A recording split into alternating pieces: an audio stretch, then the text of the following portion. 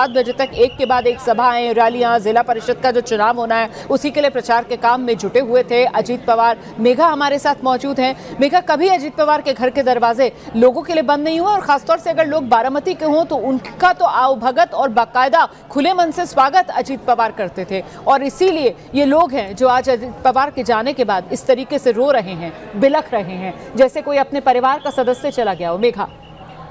रोमाना, अभी तो तस्वीरें आना बाकी हैं। रोमाना, अभी देखिए आधिकारिक रूप से या औपचारिक रूप से इस बात की पुष्टि नहीं की गई है और इसमें थोड़ा समय ये और लगाएंगे। वजह उसकी ये होगी कि डीएनए सैम्पलिंग होगी यहाँ पे पूरी तरीके से जो पेपर्स पे टेस्टिंग होती हैं इस तरीके से कि कोई शक शुबा नहीं रह जाए कि किसके पार्थिव शरीर की बात हम कर रहे हैं। इसलिए जो टेस्टिंग मैंडेटरी होती है वो सारी टेस्टिंग होंगी और वो हो रही हैं अभी, जो मेरी जानकारी है। उसके बाद ही आपको ऑफिशियल एक स्टेटमेंट जारी किया जाएगा वहाँ की सरकार के द्वारा कि ये हुआ है।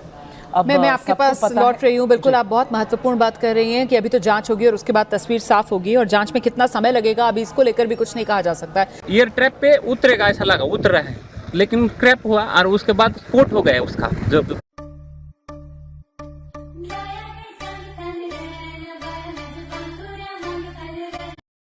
आग लगी थी पूरे प्लेन को और उसके बाद 4-5 स्फोट हो गया विमान में उसका और उसके बाद बहुत लोग आ गए और उसने निकालने की कोशिश की लेकिन बड़ी आग लगी, उसके कारण कोई मदद नहीं कर सकता। पायलट ने भी ट्राई किया होगा कि लैंडिंग करने का, लेकिन लैंडिंग हुआ नहीं है। ये बहुत शोक वाली घटना है। हमने देखा पूरा एक नीचे आ रहा था, ट्रैप पे आ रहा था, ट्रैप के नजदीक 100 फुट से नजदीक आके गिर गया है। चश्मदीद को आप सुन रहे थे। चश्मदीद की तरफ से बताया जा रहा है कि कैसे विमान जब हवा में था तो उसको देखकर ऐसा लगा जैसे वो लैंड करने वाला है, वो कुछ नीचे आ रहा है, लेकिन वो विमान देखते ही देखते आंखों के सामने क्रैश हो गया। और ये वो तस्वीरें जहां विमान दुर्घटनाग्रस्त हुआ है। अब आग पूरी तरीके से बुझा दी गई है, धुआं भी नहीं उठ रहा और ऐसे में अब वो मलबा साफ तौर पर नजर आ रहा है और इस मलबे को देखकर आप अंदाजा लगा सकते हैं कितना भीषण ये हादसा रहा होगा। आग के गोले में ये विमान तब्दील हो गया। जो चश्मदीद भी बता रहे थे कि उसमें आग लग गई और नीचे गिरने के बाद उसमें कई विस्फोट भी सुनाई दिए हैं, मतलब एक के बाद एक वो धमाके सुनाई दिए। वहां पर स्थानीय लोग ये बता रहे हैं, जाहिर सी बात है विमान होता है और विमान में जो फ्यूल होता है वो बेहद ज्वलनशील होता है और ऐसे में अगर वो तेल लीक किया होगा तो जहां जहां वो तेल लीक किया होगा और जैसे जैसे वो आग धधकी होगी उसी के चलते क्या ये एक के बाद एक धमाके हुए होंगे। तमाम चीजें हैं, जांच के बाद ही तस्वीर साफ हो पाएगी। लेकिन अभी जहां पर दुर्घटना हुई है उस जगह पर लोग क्या कह रहे हैं सुनाते हैं।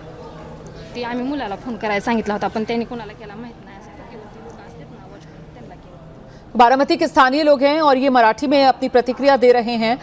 मैं कोशिश करूंगी कि इसका हिंदी अनुवाद आप तक पहुंचा पाए हम, क्योंकि ये वो लोग हैं जिन्होंने सब कुछ अपनी आंखों के सामने होते हुए देखा और अभी हालांकि पूरी तरीके से वो आग पर काबू पाकर अब तो धुआं भी नहीं सुलग रहा है, मलबा पूरा ठंडा कर दिया गया है और मलबे से जो शव हैं उनको निकाल लिया गया है। 3 शव तो पहले ही बरामद कर लिए गए थे। कुछ देर पहले जब हमारी यहाँ के वरिष्ठ पुलिस अधिकारी संदीप एस गिल से बात हुई थी तब उनकी तरफ से जानकारी दी गई थी कि 3 शव पहले ही निकाल लिए गए जिन्हें अस्पताल भेज दिया गया है और क्योंकि कुल 5 लोग सवार थे तो 2 शवों की तलाश और जारी थी।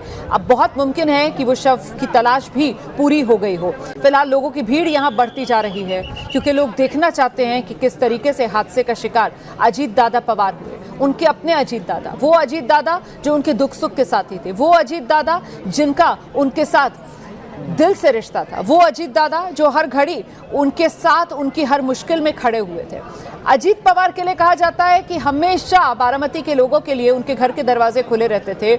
मुंबई में रहते थे, वो सरकार का हिस्सा थे, वो वित्त मंत्री महाराष्ट्र के, डिप्टी सीएम महाराष्ट्र के, लेकिन बावजूद इसके अजीत पवार के घर में आने से कभी भी बारामती के लोगों को रोका नहीं जाता था। बिना रोक टोक के बारामती के लोग सीधे अजीत पवार से मिल सकते थे और खुद अजीत पवार लगातार बारामती जाते रहते थे। कल मुंबई में थे, मुंबई में कैबिनेट की बैठक अटेंड की थी। आज पूरे दिन का जैम पैक्ड जिसको कहते हैं वो प्रोग्राम उनका बारामती में था। सुबह 10 बजे से लेकर शाम 7 बजे तक एक के बाद एक सभाएं, रैलियां, जिला परिषद का जो चुनाव होना है उसी के लिए प्रचार के काम में जुटे हुए थे अजीत पवार। मेघा हमारे साथ मौजूद हैं। मेघा, कभी अजीत पवार के घर के दरवाजे लोगों के लिए बंद नहीं हुए और खासतौर से अगर लोग बारामती